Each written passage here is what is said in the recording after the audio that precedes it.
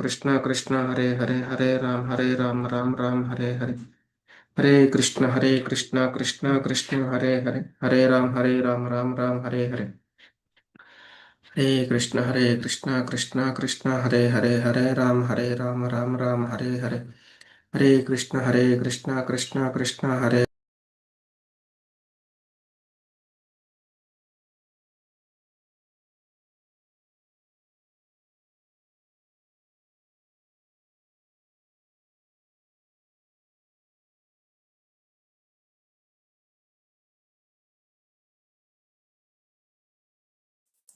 हरे कृष्ण प्रभु जी प्रणाम। हरे कृष्ण माताजी प्रणाम माताजी। हरे कृष्ण कृष्ण कृष्ण हरे राम राम राम हरे हरे कृष्ण कृष्ण कृष्ण हरे राम राम राम हरे हरे कृष्ण कृष्ण कृष्ण हरे राम राम राम हरे कृष्ण कृष्ण कृष्ण हरे राम राम हरे हरे कृष्ण कृष्ण कृष्ण हरे राम राम राम हरे कृष्ण कृष्ण कृष्ण हरे राम राम राम हरे कृष्ण कृष्ण कृष्ण हरे राम राम राम हरे कृष्ण कृष्ण कृष्ण हरे राम राम हरे कृष्ण कृष्ण कृष्ण हरे राम राम राम हरे कृष्ण कृष्ण कृष्ण हरे राम राम हरे कृष्ण कृष्ण कृष्ण हरे राम राम हरे कृष्ण कृष्ण कृष्ण हरे राम राम हरे कृष्ण कृष्ण कृष्ण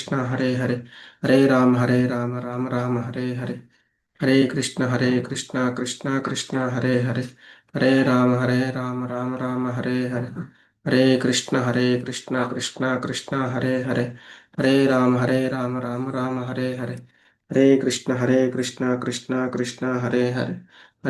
हरे राम राम हरे कृष्ण कृष्ण कृष्ण हरे राम राम हरे कृष्ण कृष्ण कृष्ण हरे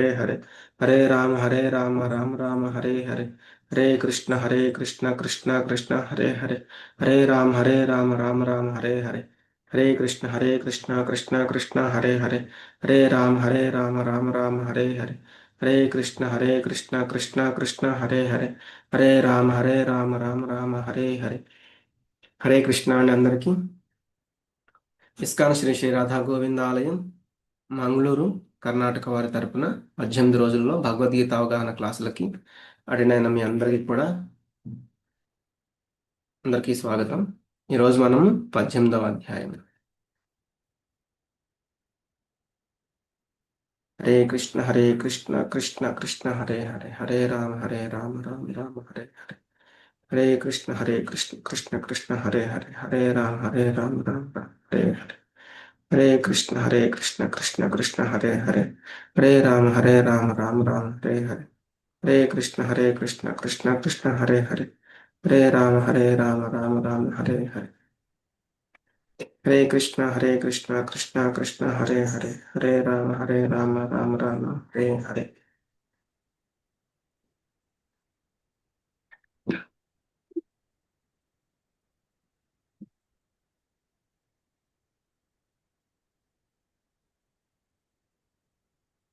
ఈరోజు మనము 18వ అధ్యాయము. ఈ అధ్యాయం పేరు మోక్ష సన్యాస యోగము, సన్యాసం యొక్క పరిపూర్ణత్వము అని కూడా దీనిని చెప్తారు. ముందుగా గురు ప్రణామాలు. ఓం అజ్ఞానతిమిరాంధస్య జ్ఞానాంజనశలాకయా చక్షురున్మిళితం యేన తస్మై శ్రీ గురవే నమః. శ్రీ చైతన్యమనోభీష్టం స్థాపితం యేన భూతలే స్వయం రూపః కదా మహ్యం దదాతి స్వపదాంతికం. వందేహం శ్రీగురో శ్రీయుతపదకమలం శ్రీగురూన్ వైష్ణవాంశ్చ శ్రీరూపం సాగ్రజాతం సగణ రఘునాథాన్వితం తం సజీవం సాద్వైతం సావధూతం పరిజనసహితం కృష్ణ చైతన్యదేవం శ్రీరాధా కృష్ణపాదాన్ సహగణలలితా శ్రీవిశాఖాన్వితాంశ్చ. नमो विष्णुपादाय कृष्णप्रेष्ठाय भूतले श्रीमते भक्तिवेदान्ता स्वामीति नामिने नमस्ते सारस्वते देवे गौरवाणी प्रचारिणे निर्विशेष शून्यवादी पाश्चात्य देशतारिणे।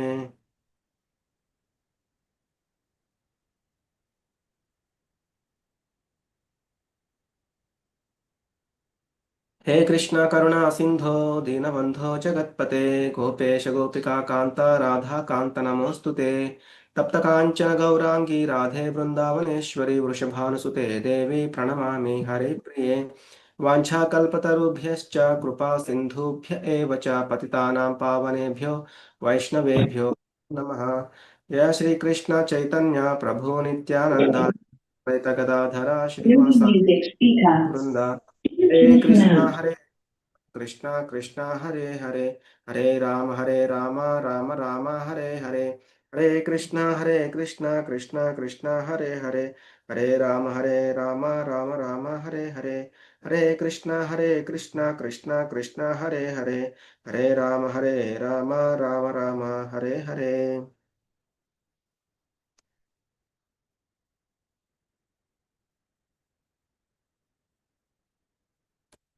హరే కృష్ణ అండి అందరికీ. ఓకే, ఇంకెవరైనా జాయిన్ అయ్యే వాళ్ళు ఉన్నారు? 30. ఓకే, స్టార్ట్ చేద్దాం. మనము నిన్నటి వరకు ఏంటంటే 17 అధ్యాయాలు చూడడం జరిగింది. ఈ 18వ అధ్యాయం ఏంటి అంటే ఈ 17 అధ్యాయాల యొక్క సారాంశం అన్నమాట. మ్యాక్సిమం మీకు ఏంటంటే కొన్ని ఆల్రెడీ ఇది మనం ఆల్రెడీ విన్నాం కదా అన్నట్లుగా అనిపిస్తూ ఉంటాయి. అలాగే ఇంకా లోతైన వివరణ ఈ అధ్యాయంలో కొంత అంటే ఇంకా అర్జునుడు అడగడము వాటికి భగవంతుడు సమాధానం చెప్పడం మనం చూడొచ్చు. ముందుగా అర్జునుడు ఇక్కడ ఏమడుగుతున్నారంటే సన్యాసస్య మహాబాహో తత్వమిచ్ఛామి వేదితుం త్యాగస్య చ హృషీకేశ పృథక్ కేశినిషూదన. ముందుగా అందరూ బ్లెస్ చేయండి, సరైన పదాలు వచ్చేలాగా. అలాగే గురుదేవులందరూ కూడా మంచి పదాలన్నీ కూడా వచ్చేలాగా చూడాలి. హరే కృష్ణ. ఇక్కడ అర్జునుడు అడుగుతున్నారు అనమాట, ఓ మహాబాహో, ఓ కేశి సంహార, ఓ ఇంద్రియాధీశ, త్యాగం యొక్క ఉద్దేశమును సన్యాసం యొక్క ఉద్దేశమును నేను తెలుసుకోవాలనుకుంటున్నాను అని. మనం ముఖ్యంగా ఈ అధ్యాయంలో ఏం చూస్తామంటే కర్మయోగం ద్వారా, అంటే ఇది చివరి అధ్యాయం. మనకి మామూలుగా అయితే ఆ 17 అధ్యాయాలతోనే యాక్చువల్గా భగవద్గీత అనేది అయిపోయిందనమాట. వాటి యొక్క సారాంశం మొత్తం ఈ అధ్యాయం. అలాగే మనం ఈ అధ్యాయంలో ఈ కర్మయోగం గురించి, కర్మయోగం ద్వారా ఈ బంధనాల విముక్తి గురించి, అలాగే కర్మ యొక్క ఒక 5 అంశాల గురించి, అలాగే త్రిగుణాలు ఎలా పనిచేస్తాయి అనే దాని గురించి, అలాగే వర్ణాశ్రమ వ్యవస్థ ఆ ధర్మాల గురించి మనం ఎలా శుద్ధి చెందుతాము అని, అలాగే బ్రహ్మ జ్ఞానం ఎలా పొందొచ్చు, అంటే ఎవరిని బ్రహ్మజ్ఞానం పొందిన వాళ్ళని అంటారని, ఇట్లా కొన్ని విషయాలు చూస్తాము. అలాగే శుద్ధ భక్తి, కృష్ణ చైతన్యంలో మనం ఎలా ముందుకు వెళ్ళాలి అనేది.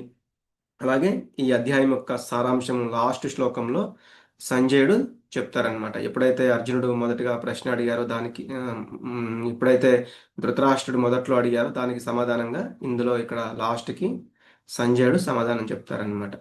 ఇక్కడ ఏం అడుగుతున్నారు అర్జునుడు? హృషికేశ. ఇంతకుముందు కూడా మనం చూసాము, హృషికేశుడు అంటే ఇంద్రియాలకి అధిపతి, అంటే మన ఇంద్రియాలకి ఆహ్లాదాన్ని కలిగిస్తూ ఉండేవాడు అనమాట. మనము మెంటల్గా అంటే మానసికంగా నిర్మలత్వం పొందడానికి అతడు మనకి సహాయం చేస్తూ ఉంటాడు, మన మనసుకైనా ఇంద్రియాలకైనా. కాబట్టి ఆయన్ని ఋషికేశ అంటారు. అలాగే ఇక్కడ మళ్ళీ ఇంకొక పదం కేశవ అని కూడా పలికారు, అంటే కేశి సంహారి, అంటే కేశి అనే రాక్షసుణ్ణి కృష్ణుడు చంపారనమాట. కాబట్టి నా యొక్క మనసులో, అంటే నాలో ఉన్న ఈ సందేహాలు అనే రాక్షసుణ్ణి కూడా సంహరించాలి అన్నట్లుగా అర్జునుడు కృష్ణుణ్ణి అడుగుతున్నారు. ఎందుకంటే అతనికి మాటి మాటికి, అంటే కొన్ని భగవంతుడు కొన్ని చెప్పడం పూర్తయిన తర్వాత ఆయనకి మళ్ళీ మళ్ళీ డౌట్స్ అనేవి వస్తున్నాయి అనమాట.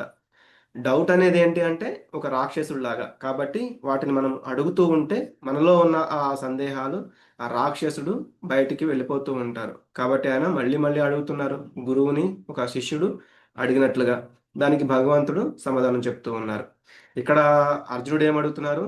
త్యాగం యొక్క ఉద్దేశం ఏంటి, అలాగే సన్యాసం యొక్క ఉద్దేశం, రెండింటిని యొక్క ఉద్దేశం ఏంటి అనేది నేను తెలుసుకోవాలనుకుంటున్నాను అని ఆయన అడుగుతున్నారు. అంటే సన్యాసం అంటే కర్మలను త్యాగం చేయడం అనుకుంటుంటారు కదా, అది ఆల్రెడీ మనకి ఇంతకుముందు అధ్యాయాలు చెప్పారు. ఇక్కడ మళ్ళీ అర్జునుడు అదే ప్రశ్న అడిగారనమాట. దానికి భగవంతుడు చెప్తున్నారు. శ్రీ భగవానువాచ కామ్యానాం కర్మణాం న్యాసం సన్యాసం కవయో విదుః సర్వకర్మ ఫల త్యాగం ప్రాహుస్త్యాగం విచక్షణాః. శ్రీ భగవానుడు పలికెను, భౌతిక కోరికలపై ఆధారపడిన కర్మలను విడిచిపెట్టడమే సన్యాసమని మహాపండితులు చెబుతారు. సమస్త కర్మల ఫలితాలను వదిలిపెట్టడమే త్యాగమని జ్ఞాన సంపన్నుల అభిప్రాయము. అంటే ఈ యొక్క ముఖ్య ఉద్దేశం ఏంటి? కర్మలను విడిచిపెట్టడం కాదు, వాటి యొక్క ఫలాలని, మనం చేసిన కర్మ ద్వారా వచ్చే ఫలాలని విడిచిపెట్టడం, దాన్ని నిజమైన త్యాగం అంటారు. దాన్నే నిజమైన సన్యాసం అని కూడా అంటారు. వారినే సన్యాసులు అంటారనమాట. కాబట్టి కర్మలను విడిచిపెట్టొద్దు, కాబట్టి ఆ కర్మ ఫలాలని విడిచిపెట్టాలి. త్యాజ్యం దోషవదిత్యేకే కర్మ ప్రాహుర్మనీషిణః యజ్ఞ దాన తప కర్మ నత్యాజ్యమితి చాపరే. అన్ని రకములైన కామ్య కర్మలు దోషమైనవి. అంటే మనం కొన్ని కొన్ని కోరికలతోటి కర్మలు చేస్తూ ఉంటాం కదా, అవి దోషమైనవి, వాటిని విడిచిపెట్టాలని కొంతమంది పండితులు చెప్తూ ఉంటారు. అయినా యజ్ఞము, దానము, తపస్సు అనే కర్మలను ఏనాడు విడిచిపెట్టవద్దు అని మరికొందరు ఋషులు చెప్తూ ఉంటారు. అంటే దోషం లేకుండా మనం ఏ కర్మ కూడా చేయలేము. ఒక్కొక్కసారి ఏంటంటే ప్రతి ఒక్క మనం చేసే మంచి పనికైనా చెడు పనికైనా కొన్ని కొన్ని దోషాలు అనేవి వస్తూనే ఉంటాయి. కాబట్టి వాటికి భయపడి మనం కర్మలు చేయడం అనేది వదిలిపెట్టేయకూడదు. కాబట్టి అది తెలుసుకోవాలి. ఇక్కడ మనం చూస్తున్నాము, ఈ యొక్క ఎప్పుడైతే దక్ష ప్రజాపతి ఒక యజ్ఞం చేయాలనుకుంటారో, అక్కడ కొన్ని కారణాల వల్ల ఆయన శివుణ్ణి ఆ, అంటే అగౌరవంగా చూడడము, అమర్యాదగా చేయడము, దీనివల్ల ఆయన శివుడికి కోపం రావడము, ఆ, ఇంకా ఆయన ఆ యజ్ఞంలో నుంచి లేచి వెళ్ళిపోవడము, ఇది తెలుసుకుని మళ్ళీ సతీదేవి ఆ, ఇంకొక అదే ఆ జరుగుతున్న యజ్ఞానికి, నా తండ్రి చేసే యజ్ఞానికి మళ్ళీ నేను వెళ్తాను అని చెప్పడము. అంటే ఒక యజ్ఞంలోనేమో శివుణ్ణి ఆయన అవమానిస్తారు. సరే శివుడిదంతా భరించేసి వదిలేసి వచ్చేస్తారనమాట, ఇంకా ఆ యజ్ఞంలో ఉండకుండా. ఆ యజ్ఞం అయిపోతుంది, మళ్ళీ దక్షుడు ఇంకో యజ్ఞం చేస్తున్నప్పుడు సతీదేవి వెళ్ళాలనుకుంటారు. అప్పటికి శివుడు చెప్తారు, అక్కడికి వద్దు, నీకు అవమానం జరుగుతుంది, ఆ, వద్దు అని చెప్తారనమాట.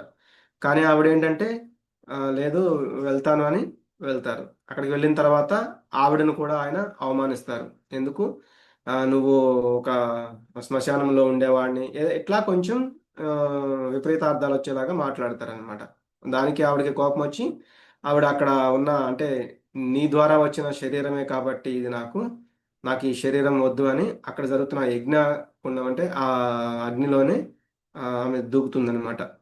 అది తెలిసిన శివుడు వెంటనే వీరభద్రుడిని పిలిచి ఆ, దక్షుడి మీదకి పంపిస్తారు, ఆయనని శిరస్సును ఖండించమని చెప్పి. అప్పుడు వీరభద్రుడు వస్తారు. వీరభద్రుడు వచ్చి అలాగే ఆ దక్షుడి యొక్క మెడని నరికేస్తారనమాట. కానీ యజ్ఞం అనేది ఆగకూడదు కదా అని మళ్ళీ దేవీ దేవతలు అందరూ కూడా ఆ, శివుణ్ణి వేడుకుని ఆ యజ్ఞం ఆగిపోకుండా చూడమని చెప్తారు. అప్పుడు మళ్ళీ ఒక మేక శిరస్సును తీసుకొచ్చి ఆ మొండానికి తగిలించి ఆ దక్షుడు మళ్ళీ ఆ యజ్ఞం పూర్తి చేసేలాగా చేస్తారనమాట. మళ్ళీ అప్పుడు ఆ యజ్ఞం పూర్తయ్యే సమయానికి యజ్ఞము విష్ణు భగవానుడు వచ్చి అక్కడ ఆ యజ్ఞం దగ్గరికి వస్తారు. అంటే ఇక్కడ ఏం చెప్తున్నారు, అందుకే కొన్ని కొన్ని యజ్ఞాలు అనేవి కానీ, దానం అని కానీ, తపస్సు అనే కానీ, ఇటువంటి కర్మలను ఏనాడు విడిచిపెట్టవద్దని కొందరు ఋషులు చెప్తూ ఉంటారు. కాబట్టి అది అటువంటివి వదిలిపెట్టకూడదు. యజ్ఞదాన తపః కర్మ నత్యాజ్యం కార్యమేవ తత్ యజ్ఞోదానం తపశ్చైవ పావనాని మనీషిణాం.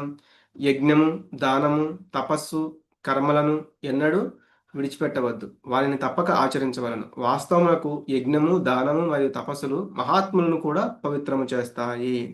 అంటే వాటిని వదిలిపెట్టవద్దు, ఎందుకంటే వాటిని విడిచిపెట్టడం వల్ల అవి సరిగా మంచి ఫలితాలను ఇవ్వమన్నమాట.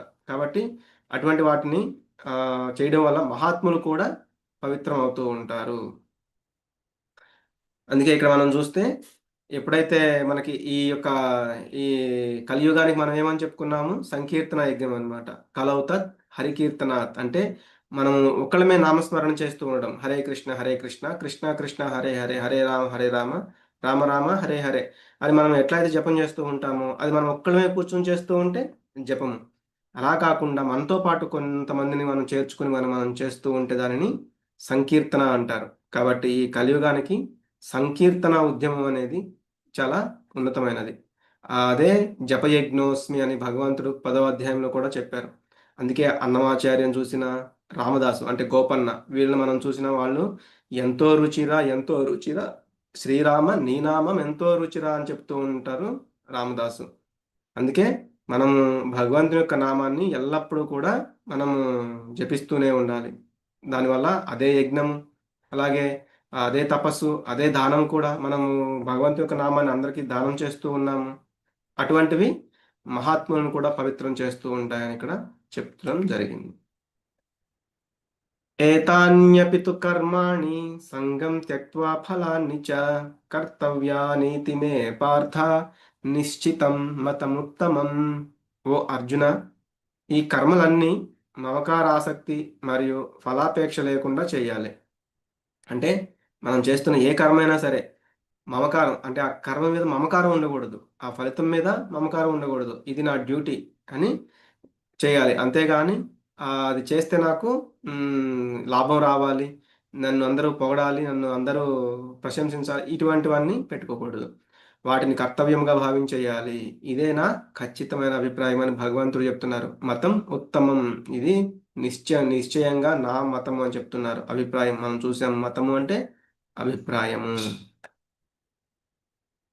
నియతస్య తు సన్యాసః కర్మణో నోపపద్యతే మోహాత్తస్య పరిత్యాగః తామసః పరికీర్తితః.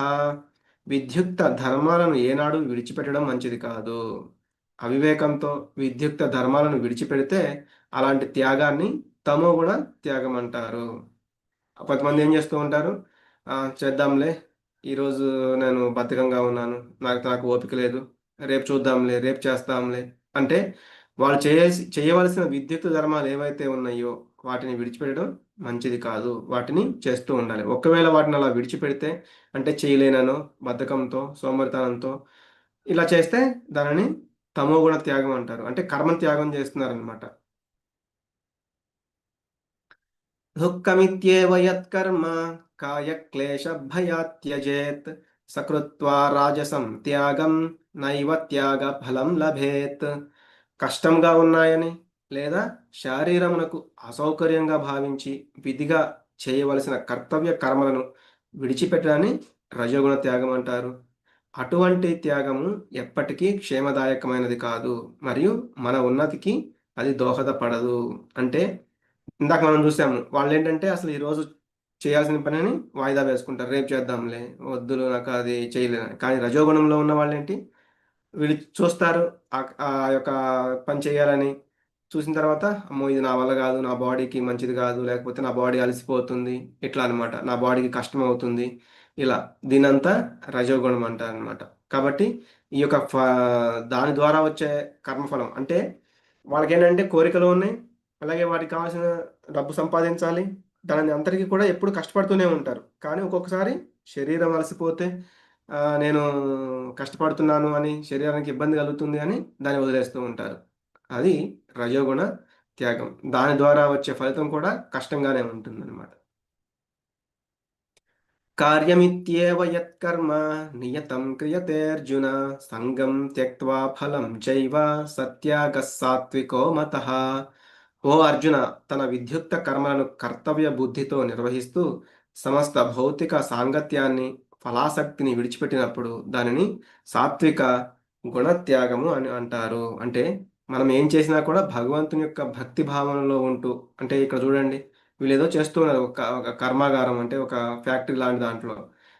దాంతో అంటే ఆ పనితో కానీ ఆ యొక్క కర్మాగారం ఆ కంపెనీతో కానీ వాళ్ళకి ఎటువంటి ఆ, తాదాత్మ్యం అంటే దానికి వాళ్ళు అటాచ్ అయి ఉండరు అనమాట, దాంతో అటాచ్ అయి ఉండరు.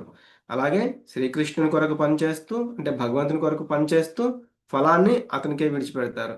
దానివల్ల ఏమవుతుంది, వాళ్ళు భగవంతుని యొక్క భక్తి భావంలో, దివ్యమైన భావంలో వాళ్ళ యొక్క కర్మను చేసిన వాళ్ళు అవుతారు. దానికి ఫలాసక్తి దానికి ఏమీ ఉండదు. దీనిని ఏమంటున్నారు, సాత్విక గుణ త్యాగము. అంటే వాళ్ళు వాళ్ళ యొక్క కర్మను చేస్తూ ఉన్నారు, ఫలితాల గురించి ఆలోచించడం లేదు. నహి దేహభృతా శక్యం త్యక్తుం కర్మాణ్యశేషతః యస్తు కర్మఫల త్యాగి సత్యాగీత్యభిధీయతే. దేహధారి అయిన వానికి కర్మలను అన్నింటినీ వదులుకోవడం నిజంగా సాధ్యం కాదు. అంటే మనం ఈ దేహాన్ని ధరించి ఉన్నాం, మనం ఆత్మ, కానీ మనం ఈ దేహాన్ని ధరించి ఉన్నాము. కాబట్టి కర్మలను విడిచిపెట్టడం మనకి చాలా కష్టం. ఏదో ఒక కర్మ చేస్తూనే ఉండాలి. ఆఖరికి మనం తింటూ ఉంటాం, అది కూడా కర్మే. వింటూ ఉంటాం, అది కూడా కర్మే. చూస్తూ ఉంటాం, ఇవన్నీ కర్మలే. మనం ఏదో ఒకటి వీటిలో చేస్తూనే ఉంటాం. ఇవన్నిటిని కూడా వదిలేయలేమన్నమాట. కానీ కర్మ యొక్క ఫలాలను త్యజించే వ్యక్తిని నిజంగా త్యాగి అని అంటారు. అనిష్టమిష్టం మిశ్రం చ త్రివిధం కర్మణ ఫలం భవత్యత్యాగినాం ప్రేత్య నతు సన్యాసినాం క్వచిత్. స్వప్రయోజనము పట్ల ఆసక్తితో ఉండేవారికి మరణించిన పిదప కూడా సుఖము, దుఃఖము మరియు ఈ రెండింటి మిశ్రమము, ఈ మూడు విధములుగా కర్మ ప్రతిఫలములు ఉండును. కానీ కర్మఫల త్యాగము చేసిన వారికి అటువంటి ఫలములు ఈ లోకంలో కానీ పరలోకంలో కానీ ఉండవు. మనం ఇంతకుముందే చూసాము, స్వప్రయోజనాలు అంటే ఒక కర్మ పట్ల ఆ వచ్చే ఫలితం పట్ల ఆసక్తి పెంచుకుని ఉండడం అనమాట. దానివల్ల ఏంటి, మరణించినా కానీ మనకి సుఖము అలాగే దుఃఖము, లేకపోతే ఈ రెండింటి యొక్క మిశ్రమం ఎంతో, అది కొంచెం సేపు ఇది కొంచెం సేపు అనేది ఉంటుందన్నమాట. ఈ మూడు విధాలుగా మనకి ఫలితం అనేది ఉంటుంది. అటువంటి వాళ్ళకేంటి, మనకి ఇప్పుడున్న ఈ భౌతిక లోకంలో అవ్వచ్చు, లేకపోతే పరలోకంలో అవ్వచ్చు, అటువంటి ఆ, క- కర్మఫల త్యాగం చేయకపోతే అటువంటి మనం సుఖం ఉండదు. కానీ కర్మఫల త్యాగం చేసిన వారికేమో ఈ ఈ లోకంలో అయినా పరలోకంలో అయినా ఎటువంటి ఫలితాలు ఉండవు. కాబట్టి వాళ్ళు మళ్ళీ మళ్ళీ జన్మలు తీసుకోవాల్సిన అవసరం ఉండదు.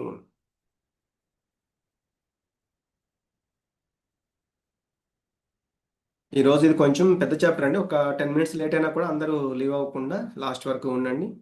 ఏదైనా డౌట్స్ ఉన్నా క్లియర్ చేద్దాం ఈరోజు. హరే కృష్ణ. అలాగే మన మనస్తత్వం గుణములు మనలను ఎలా బంధిస్తాయనేది కూడా మనం చూడొచ్చు. జ్ఞానం కర్మ చ కర్త చ త్రిధైవ గుణభేదతః ప్రోచ్యతే గుణసంఖ్యానే యథా వచ్ృణు తాన్యపి. మనం ఇంతకు ముందు కూడా చూసాము, ప్రకృతి త్రిగుణములు, సత్వ రజస్ తమో గుణాలు. వీటికి పరములుగా గుణాల భేదాన్ని బట్టి జ్ఞానం, కర్మ, కర్త అనే వాటిని సాంఖ్య శాస్త్రం మూడేసి విధాలుగా విభజించింది. వాటిని గురించి చెబుతాను, విను. అంటే ఎప్పుడైతే మనకి మన జ్ఞానం అనేది ఏ గుణంలో ఉంటే, కర్మ అనేది ఏ గుణంలో ఉంటే, కర్త అనేవాడు ఏ గుణంలో ఉంటే, వీటి గురించి చెప్తాను విను అని భగవంతుడు చెప్పడం మొదలు పెడుతున్నారు. ఇక్కడ మీరు ఎవరైతే అందరూ ఈ అంటే సాత్విక గుణంలో ఉన్నారో వాళ్ళు 3 మార్క్స్ వేసుకోండి. రాజస గుణంలో ఉన్న వాళ్ళు 2 మార్క్స్ వేసుకోండి. తామసికం వచ్చిన వాళ్ళు 1 మార్క్ వేసుకోండి. మీరు లాస్ట్లో టోటల్ అనేది మీరే ఒకసారి చెక్ చేసుకోండి. ఇక్కడ ఏం చెప్తున్నారు, ఫస్ట్గా జ్ఞానం అనమాట. ఇదేంటి, నిజమైన జ్ఞానం సత్వగుణంలో ఉన్న వాళ్ళు ఎలా చూస్తారు, ప్రాణులన్నింటిలోనూ అఖండనము, అవినాశము, అవిభక్తమైన ఆత్మ వస్తువును చూస్తూ ఉంటారు. అంటే మనం ఆల్రెడీ 14వ అధ్యాయంలో చూసాము వాళ్ళ యొక్క ఎలా ఉంటుంది, అలాగే 17వ అధ్యాయంలో చూసాము వాళ్ళ యొక్క యాక్షన్ రియాక్షన్ ఎలా ఉంటాయి అనేది. శ్రద్ధ చూసాము, అలాగే గుణాల గురించి కూడా చూసాము. వాటి గురించి ఇక్కడ ఇంకా చెప్తున్నారు అనమాట. ఇప్పుడు ఈ ప్రాణులన్నింటిలో కూడా ఆత్మ అనే దాన్ని, అది నశింపదని, అది విడిపోదని, అంటే విభజించబడదని, ఇట్లా నాశనం అవ్వదని ఎవరైతే తెలుసుకుంటారో వాళ్ళు సత్వగుణంలో ఉన్నట్లు. ఉదాహరణకి ఏంటి, దేవతలనైనా, మానవులనైనా, జంతువులనైనా, పక్షులనైనా అన్నింటిలో కూడా ప్రతి జీవంలో కూడా ఒక ఆత్మ అనేది ఉంది. అది సమానంగా ఉంటుంది. అలాగే పరమాత్మను కూడా చూస్తూ ఉంటారు. విద్యా వినయ సంపన్నే బ్రాహ్మణే గవిహస్తిని శుని చైవ శ్వపాకే చ పండిత సమదర్శిన అని మనం చూసామన్నమాట. అలాగే రజోగుణం, వేర్వేరుగా కనిపించే సర్వభూతాల్లోని ఆత్మలు అనేక విధాలుగా ఉన్నాయని భావిస్తూ ఉంటారు. ఎలా, దేహాన్ని బట్టి ఆత్మ కూడా వేరే వేరేగా ఉంది అనుకుంటూ ఉంటారనమాట. అంటే జంతువుల్లోని సపరేట్గా చూస్తుంటారు, చెట్లను సపరేట్గా చూస్తూ ఉంటారు, ఇలా అనమాట. ఇది రజోగుణంలో. అలాగే తమో గుణం, తత్వము తగిన కారణం లేకుండా సమస్తము అదే అనే సంకుచిత దృష్టితో ఏదో ఒక పని మీద ఆసక్తి కలిగి ఉండడము. అంటే వీళ్ళకి అర్థం కాదు. దానివల్ల మనుషుల్లో కూడా ఏంటి, ధనికులు వీళ్ళు అని వాళ్ళని కొంచెం సపరేట్గా చూస్తూ ఉంటారు, వీళ్ళు భేదవారు అని వాళ్ళని సపరేట్గా చూస్తూ ఉంటారు. అంటే ఆత్మ ఏంటి, ఆ, అందరిలో సమానంగా కాదు, ఆఖరికి మళ్ళీ ధనికుల్లో, భేదవారిలో, ఇట్లా వీటిల్లో కూడా సపరేట్గా చూస్తూ ఉంటారన్నమాట. ఇది తమో గుణం. అలాగే కర్మ, ఆ, వాళ్ళు చేసే పని, ఆసక్తి, అభిమానము, అనురాగము, ద్వేషము, ఫలాపేక్ష లేకుండా శాస్త్ర సమ్మతంగా చేసేది. ఇది ఆ, సత్వగుణం అనమాట. అదేంటంటే కర్మలు చేస్తారు, ఆసక్తి అనేది ఉండదు. అభిమానం అనేది అంటే ఒకరి పట్ల అభిమానం, ఒకరి పట్ల కోపము ఇదంతా పెట్టుకోరు. అలాగే ద్వేషం కలిగి ఉండరు. ఫలాపేక్ష అంటే ఫలితం గురించి వాళ్ళు ఆ, ఆలోచించారనమాట. ఆఖరికి శత్రువులు వచ్చి ఏదన్నా నాకు ఇవ్వండి, నాకు ఏదైనా నేర్పించండి అన్న వాళ్ళు నేర్పిస్తారు. మనం చూస్తాం ద్రోణాచార్యుడు, ఆయన దృష్టద్యుమ్నుడు, మనం మొదటి అధ్యాయంలో చూసాము.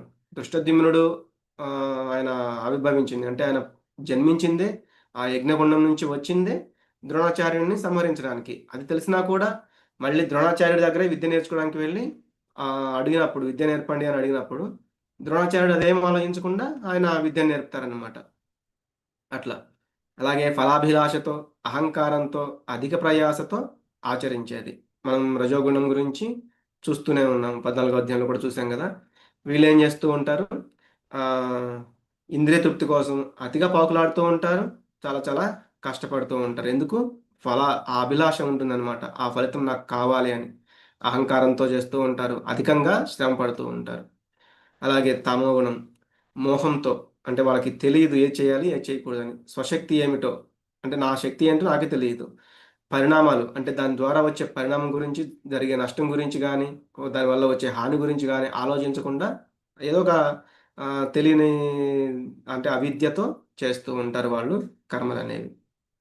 అలాగే కర్త అంటే విధి నిర్వాహకుడు, ఇది ఎలా ఉంటుంది అంటే ఫలాపేక్ష, అహంభావం విడిచిపెట్టి ధైర్యోత్సాహంతో జయాపజయాలను లెక్క చేయకుండా కర్మలు ఆచరించేవాడు. ఇది సత్వగుణం అనమాట. అంటే మనకి మిత్రుడు వచ్చిన సహాయం చేస్తాడు, శత్రువు వచ్చిన సహాయం చేస్తాడు. అందుకే మనకి ఉపదేశామృతం చెప్తుందనమాట, ఉత్సాహాత్ నిశ్చయ ధైర్య తత్తత్ కర్మ ప్రవర్తన సంగత్యాగాత్ సతో వృత్తే షడ్భిర్భక్తిర్ ప్రసిద్ధ్యతి. ఉత్సాహంగా మనం చేయడం, ధైర్యంగా ముందుకు వెళ్ళడం, అంటే ఏ పని మనం మొదలుపెట్టామో దానిని దృఢ సంకల్పంతో ఆ, చేయడం, అది వాళ్ళు సత్వగుణంలో ఉంటారనమాట. దేనికి కూడా అధైర్యపడరు, అలా వాళ్ళు చేస్తూ ఉంటారు. నెక్స్ట్ రజోగుణం, అనురాగము, కర్మఫలాసక్తి, దురాశ, పరపీడన, పరాయణత్వాతో, శుచి శుభ్రము లేకుండా సుఖదుఖాలకు లొంగిపోతూ కర్మలను ఆచరించేవాడు. అంటే మనం ఎక్కువగా ఈ యొక్క ఆ, రజోగుణాన్ని మనం ఎక్కువగా చాలా చోట్ల చూస్తూ ఉంటాం. ఉదాహరణకు చూడండి, మనకి తల్లిదండ్రులు అన్నమాట, పిల్లల్ని ఆ, చదువు చాలా ఇంపార్టెంట్, చదువు ముఖ్యం, చదవాలి చదవాలి అని వాళ్ళని ఆ, బాగా ఆ, అంటే ఇంకా బాగా చదవాలి అని వాళ్ళని చెప్తూ ఉంటారు. కానీ ఏంటంటే మనకి చదువు కావాల్సిందే, దాంట్లో ఏం చేయాలి, వాళ్ళని ఎంకరేజ్ చేయాలి, ప్రోత్సహించాలన్నమాట. ఇలా చదువు, ఇలా మంచిది, ఇలా చదవాలి అని. అంతేగాని చదువు ఇంకా వాళ్ళని ఇంట్రెస్ట్ లేకపోయినా కూడా 24 అవర్స్ చదవాలి అన్నట్లుగా ఇబ్బంది పెడుతూ ఉంటారనమాట. అంటే ఎలా, నాకు నువ్వు ఐఐటీలో లేకపోతే అక్కడ సీట్ కావాలి, ఆ కాలేజీలో సీట్ తెచ్చుకోవాలి, ఈ కాలేజీలో సీట్ తెచ్చుకోవాలి, ఫస్ట్ ర్యాంక్ రావాలి, 10th ర్యాంక్ రావాలి, మినిమం 100లో ఉండాలి, ఇట్లా ర్యాంకుల గురించి కూడా వాళ్ళని ఆ, అంటూ ప్రెజర్స్, అంటే మనం ఎక్కడ ఆగకూడదు, పరిగెత్తాలి పరిగెత్తాలి, చాలా ఇది రన్నింగ్ రేస్, మనం ఓడిపోకూడదు, ఇలా చెప్తూ ఉంటారనమాట. ఒక రకంగా చెప్పాలంటే వాళ్ళకి రెస్ట్ తీసుకునే టైం కూడా ఇవ్వరు. అంటే అలసట అనేది వాళ్ళకి ఎక్కువగా ఇస్తూ, అంటే ఎక్కువగా అలవాటు అయిపోతూ ఉంటుంది. అందువల్ల వాళ్ళు ప్రెజర్లు, అంటే వాళ్ళు స్ట్రెస్ పడిపోతూ ఉంటారు, స్ట్రెస్ తీసుకుని ప్రెజర్లోకి వెళ్ళిపోతూ ఉంటారు. దానివల్ల మనం చూస్తూనే ఉంటాము సూసైడ్స్ అని. 10th అంటే ఈ మధ్యనే నేను ఏదో ఒకటి విన్నాను, 10th క్లాస్లో ఏంటంటే 10thలోనే ఏదో ఒక క్లాసులో ఫస్ట్ ర్యాంక్కి సెకండ్ ర్యాంక్కి ఒక 2 మార్క్స్ 1 మార్క్ తేడా వచ్చిందని సూసైడ్ అంట. అంటే ఇలా అనమాట. అంటే ఇంకా ఇంకా కావాలి, ఇంకా కావాలి, ఫస్టే రావాలి, సెకండ్ వస్తే ఇంట్లో ఏమో అంటారో, ఇట్లా అనమాట. ఇంకా మనోనిగ్రహం, ఇది తామసం. మనోనిగ్రహం, వివేకం, వినయం లేకుండా ద్రోహ బుద్ధితో, దుష్ట స్వభావంతో, నిరుత్సాహంతో, నిరంతర విచారంతో, కాలయాపనతో కర్మలని ఆచరించేవాళ్ళు. అంటే మనం చూసాం ధర్మ గ్రంథాలు భగవద్గీత, భాగవతము, రామాయణం ఇటువంటి వాటిని పట్టించుకోరు. ఒకవేళ ఇటువంటివి ఉన్నవి, ఇది మీరు చేస్తే మంచిదని చెప్పినా కూడా వాటికి విరుద్ధంగా, అంటే అసలు కావాలని వాటికి విరుద్ధంగా చేస్తూ ఉంటారనమాట. ఇతరులకు ఏదో ఒక కీడు చేస్తూ ఉంటారు. ఇతరుల యొక్క వాళ్ళ అవసరాన్ని పట్టించుకోకుండా, లేకపోతే వాళ్ళకి అంటే చేయాల్సింది చేయకుండా వాటికి విరుద్ధంగా చేస్తూ, వాళ్ళని తిడుతూ, దూషిస్తూ ఏదో ఒకటి చేస్తూ ఉంటారు. అంటే వాళ్ళకి వివేకం అనేది ఉండదు, వినయం కూడా ఉండదు. అందరిని కూడా ద్రోహం చేస్తా చూస్తూ ఉంటారు. వీళ్ళకి దుష్ట స్వభావం అనేది ఉంటుంది. అలాగే ఎప్పుడు కూడా నిరుత్సాహంతోనే ఉంటారు. ఎందుకు? వాళ్ళకి ఆ, మోహం అనమాట. అంటే అజ్ఞానము మోహం కలిసి ఉంటుంది. దానివల్ల వాళ్ళకి ఏమీ అర్థం కాదు. దానివల్ల వాళ్ళు ఎప్పుడు కూడా నిరుత్సాహంలోనే ఉంటూ ఉంటారు. దానివల్ల కాలయాపనతో కర్మలని ఆచరిస్తూ ఉంటారు. ఏది ప్రవృత్తో ఏది నివృత్తో తెలుసుకోలేరు. ఏది చేయాలో ఏది చేయకూడదో తెలుసుకోలేరు. కాబట్టి వాళ్ళే మళ్ళీ భయపడుతూ ఉంటారు. మనకు మామూలుగా ఏంటి, భయం అనేది ఉండాలి, కానీ జీవితమే భయం కాకూడదు. అలా తెలిసిన వాళ్ళేమో సత్వగుణం, అది తెలియకుండా అన్నిటికీ భయపడుతూ ఉండే వాళ్ళేమో రజోగుణం, సారీ, తమో గుణం అనమాట.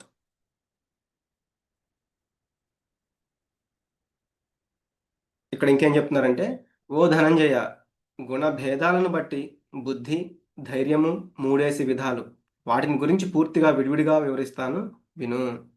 ఓ అర్జున, జీవాత్మ రమించే మూడు విధముల సుఖముల గురించి మరియు సర్వ దుఃఖముల నుండి విముక్తి దశ చేరటం గురించి ఇప్పుడు నా నుండి వినుము. ఇప్పుడు మనకి ఒక మూడు అంశాల గురించి, ఆ మూడు గుణాలలో ఉండే వారి గురించి చెప్పారు.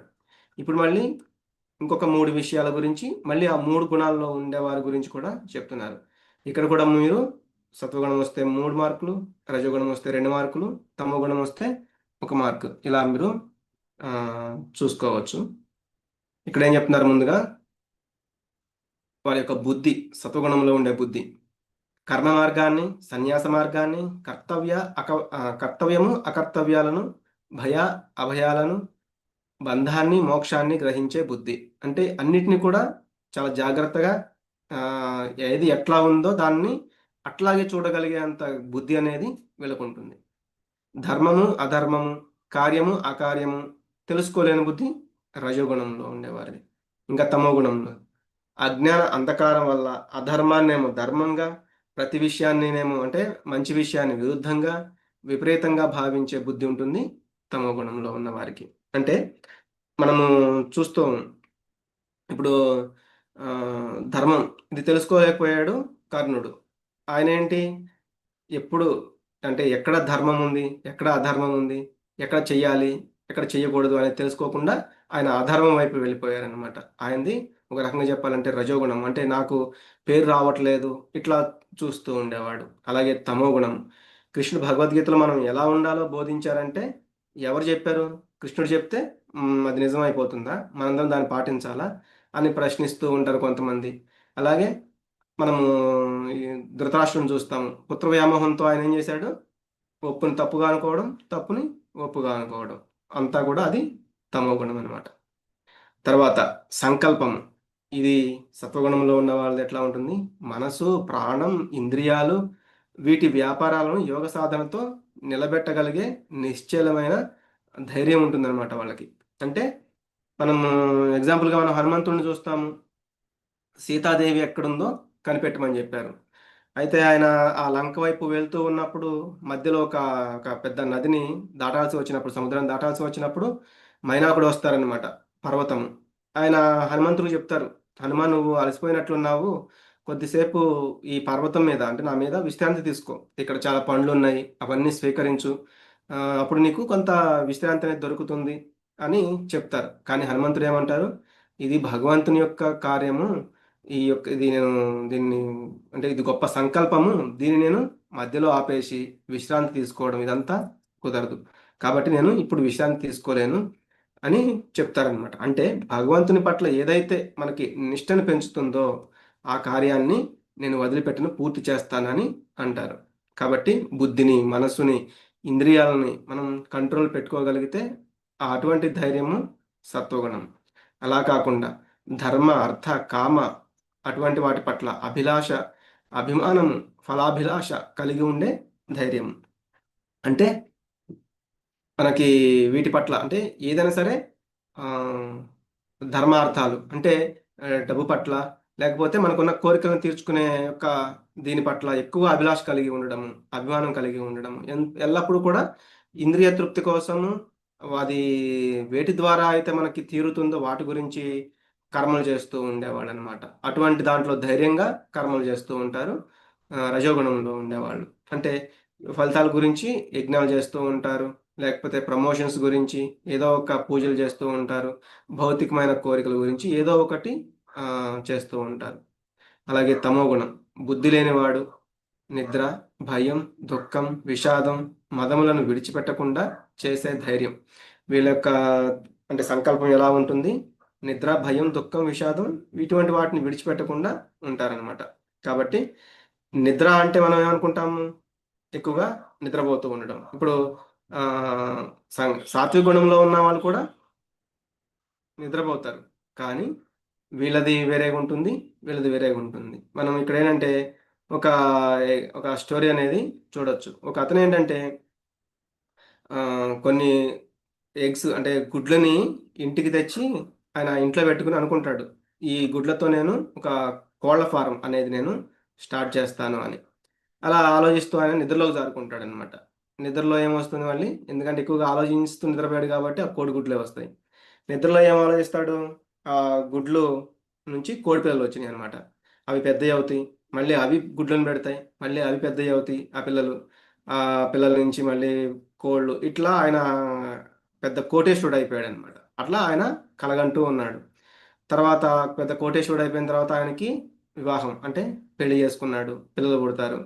అయితే ఒక రోజు ఏంటంటే ఇలాగే పడుకున్నప్పుడు పిల్లలు పక్కన బాగా ఆడుతూ విసిగిస్తూ అల్లరి చేస్తూ ఇట్లా ఉన్నప్పుడు బాగా సౌండ్స్కి కోపం వచ్చి ఒక పెద్ద కర్ర తీసుకుని వాళ్ళ వెనకాల పడుతూ వాళ్ళని కొడుతూ ఉంటాడనమాట. తీరా ఆ యొక్క పగలగొట్టింది అంటే ఆయన కొడుతూ ఉన్నప్పుడు ఏం జరిగింది? ఆయన నిద్రలో నుంచి బయటకు వస్తాడు. బయటకు వచ్చి చూస్తే ఆయన ఆల్రెడీ తెచ్చిపెట్టుకున్నాడు కదా ఆ రూమ్లో ఆ కోడిగుడ్లన్నీ, అవన్నీ కూడా పగిలిపోయినాయి. ఎందుకు? ఆయన ఆ కలలో పిల్లల్ని కొడుతున్నాను అనుకుని ఈ గుడ్లని అన్నిటినీ కొట్టేశాడనమాట. అంటే అట్లా ఉంటుంది. అంటే విపరీతమైన ఆ, ఇట్లా నిద్ర అనేది కానీ ఇదంతా కూడా వాళ్ళకి ఎక్కువగా ఉంటూ ఉంటుంది తమో గుణంలో ఉన్న వాళ్ళకి. అలాగే ఆనందం లేదా సుఖం అనేది ఎలా ఉంటుంది? సత్వగుణంలో ఉన్న వాళ్ళది ఆరంభంలో విషంలా ఉన్న అంతంలో అమృతంగా సమానమయ్యే సుఖం వీళ్ళది. అంటే మనం కొన్ని కొన్ని పనులు చేస్తూ ఉంటాం. చాలా అంటే ఎగ్జాంపుల్గా మనం ఇదే చూస్తాం. భగవద్గీత వినడము, భగవద్గీత చదవడము, తెలుసుకోవడము, ఇదంతా కూడా మనకి ఎలా ఉంటుంది? స్టార్టింగ్లో చాలా చాలా కొత్తగా ఉంటుంది. మీలో చాలామంది ఎప్పుడో మీ ఇంట్లో భగవద్గీతను చూసే ఉంటారు, లేకపోతే మీరే కొనుక్కొచ్చుకుని ఇంట్లో పెట్టుకుని ఉంటారు. కానీ కొంతమంది ఏంటంటే ఇప్పటివరకు కూడా చదివి ఉండరు. ఎందుకు? తీద్దాంలే, అది మనకు అర్థం కాదులే, ఇట్లా అనమాట. కానీ ఎవరైతే దాన్ని తీసి ఆత్మానుభూతి పొందే క్రమంలో మనకి ఇవన్నీ చెప్తూ ఉంటారు. అంటే ఒక్కొక్కసారి ఇంద్రియాలను నిగ్రహించాలని చెప్తూ ఉంటారు, లేకపోతే ఇది వికర్మ, ఇది చేయకూడదని చెప్తూ ఉంటారు, లేకపోతే ఇవి చేయాలని చెప్తూ ఉంటారు. అవన్నీ మనకి ఎలా ఉంటాయి? చాలా కొత్తగా ఉంటాయి. వాటిని పాటించాలి అంటే చాలా కఠినంగా ఉంటాయి. నియమాలు పాటించాలి, నిబంధనలను ఆచరించాలి, ఇవన్నీ కూడా మనకి విషంలాగా ఉంటాయి అన్నమాట స్టార్టింగ్‌లో. కానీ వాటిని మనం చేయగలిగి అంటే కొంత దృఢమైన సంకల్పంతోటి మనం చేయగలిగితే, అవి గనక సఫలమైతే అప్పుడు మనమే ఆ యొక్క దివ్య స్థితిని మనం పొందాము అంటే, అప్పుడు మనకి అది అమృతంలాగా అనమాట. అంటే మనకి స్టార్టింగ్‌లో విషంలా ఉన్న తర్వాత మనకి అమృతప్రాయంగా అయిపోతుంది. అంటే భగవద్గీతని ప్రతిరోజు వింటున్నారు మీ అందరూ కూడా. అర్థం చేసుకోవడానికి మనందరం కూడా ప్రయత్నం చేస్తూ ఉన్నాము. ఆఖరికి నాకు చెప్పే అర్హత లేకపోయినా కూడా మీ యొక్క శ్రద్ధను బట్టి భగవంతుడు మిమ్మల్ని అనుగ్రహిస్తున్నారు. ఎలా అయితే మీకు భగవద్గీత అర్థం అవ్వాలో అలా అర్థమయ్యేలాగా చేస్తున్నారు. మనము చూస్తూ ఉంటాము.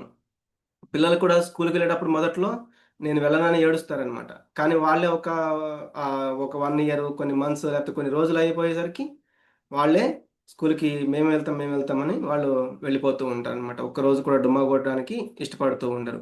తర్వాత వాళ్ళేమవుతారు? ప్రయోజకులవుతారు. కానీ మొదట్లో ఏం చేశారు? ఏడ్చారనమాట. ఎందుకు? మొదట్లో ఏదైనా కూడా మంచి పని అనేది విషంలాగా ఉంటుంది. తర్వాత దాని యొక్క ప్రయోజనం ఎలా ఉంటుంది? అమృతంగా ఉంటుంది. అది సాత్విక గుణం. అలాగే మొదటేమో అమృతతుల్యంగా ఉండి, చివరకు విషంగా మారేది ఇంద్రియాల కలయిక వల్ల కలిగే సుఖము. ఇది మనకి మనం చూస్తూ ఉంటాము. మన యొక్క ముక్కు, చెవులు, కన్ను, మనకి పంచేంద్రియాలు ఉన్నాయి కదా, ఈ జ్ఞానేంద్రియాలు, వీటికి సంబంధించి అంటే మనం ఏదో వినాలనుకుంటూ ఉంటాము. అది మంచిది కాకపోయినా మన చెవులకు ఇంపుగా ఉంది కదా అని, లేకపోతే ఏదో తినాలనుకుంటాము, అది మంచిది కాకపోయినా మన నాలుకకి సుఖంగా అనిపిస్తుంది కదా అని, కాబట్టి అది చేస్తూ ఉంటాము. దానివల్ల ఏం జరుగుతుంది? దానివల్ల మనం పాడైపోతాము, లేకపోతే మత్తు పదార్థాలకి అలవాటు అయిపోతాము, లేకపోతే ఆ, మనకి అంటే చూసాం కదా ఆ ఆహారం ఇప్పుడు నాలుగు టేస్ట్గా ఉంది కదా అని మనం ఏ పడితే అది తినేసి మనం కడుపులో వేసేస్తే ఏమవుతుంది? తర్వాత ఎసిడిటీస్ ఇదంతా కూడా జరుగుతూ ఉంటుంది అనమాట. తినేటప్పుడు ఎలా ఉంది? అమృతంలా అనిపించింది, కానీ తర్వాత ఏమైంది? విషం అయింది అనమాట. కాబట్టి ఇలా ఎగ్జాంపుల్గా మనం ఇంకోటి చూస్తూ ఉంటాము. మనం ఏం చేస్తూ ఉంటాము? మనకి ఏదైనా రెస్ట్ కావాలి అంటే పిల్లలకి, సరే నన్ను విసిగించొద్దు, ఈ ఫోన్ తీసుకో, లేకపోతే టీవీ పెట్టుకుని చూడు, నన్ను విసిగించొద్దు అని చెప్పి మనం వాళ్ళకి మనమే అలవాటు చేస్తాం అనమాట. తర్వాత అది వాళ్ళకి విషయంలో తయారవుతుంది. వాళ్ళని ఆపమన్నా కూడా ఆపరు, వాటికి ఎడిక్ట్ అయిపోతూ ఉంటారు.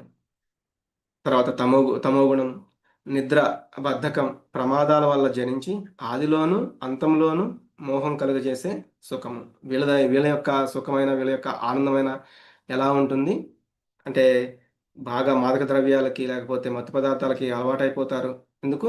వాళ్ళకి ఆ, అంతం అంటే ఆదిలోనూ వాటిని తీసుకోవడం కష్టంగానే ఉంటుంది. అంటే కొంతమంది సిగరెట్ తాగుతారు, ఆ పొగ వస్తున్నప్పుడు దగ్గుతూ ఉంటారు అనమాట, అప్పుడు కష్టమే.